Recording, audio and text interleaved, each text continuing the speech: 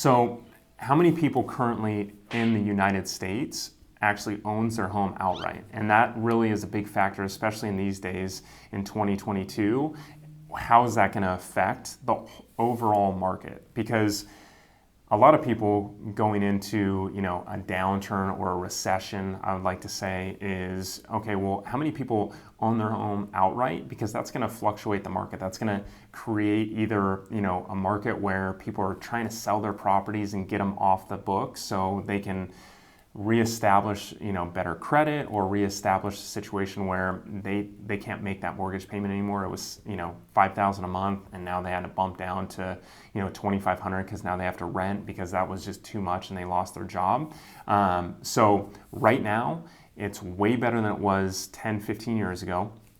We have 37% nationally that own their house outright versus the people that own their house outright back in 2005, 2006. It was about 31%.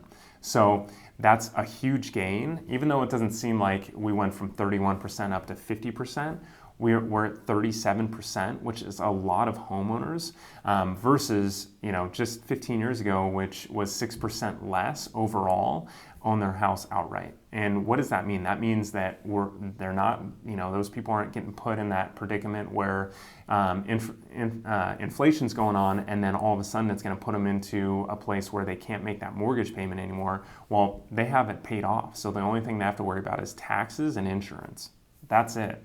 They don't have to worry about another mortgage payment each month for another 12 years.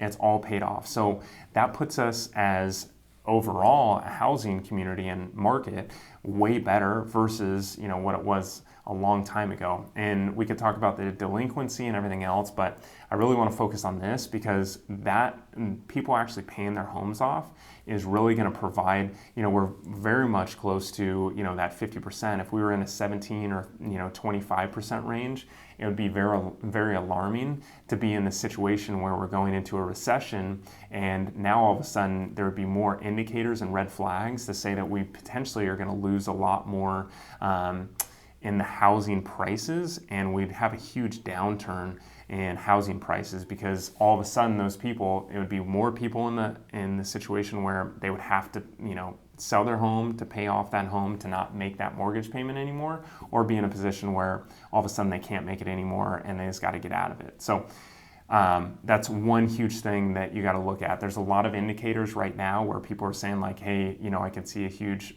housing downturn.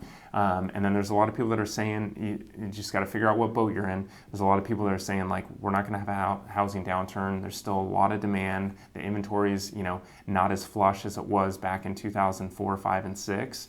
And that's very true. All those are very true. And also the paid off homes, with it going from 31% all the way to 37% really helps out the market. If we went backwards, then I would have a lot more concerns. And also if the delinquencies were up as well, which they're not, they're down than what they were before, that would be another concern. But so make sure you're not just looking at one thing, you're looking at across the board of these other factors that really put people either in a predicament or not a predicament when you're looking at homes and everything else. And also the housing market. Should I get in or should I get out and not buy for another 2 years? So look at those numbers when you're going to buy, all right?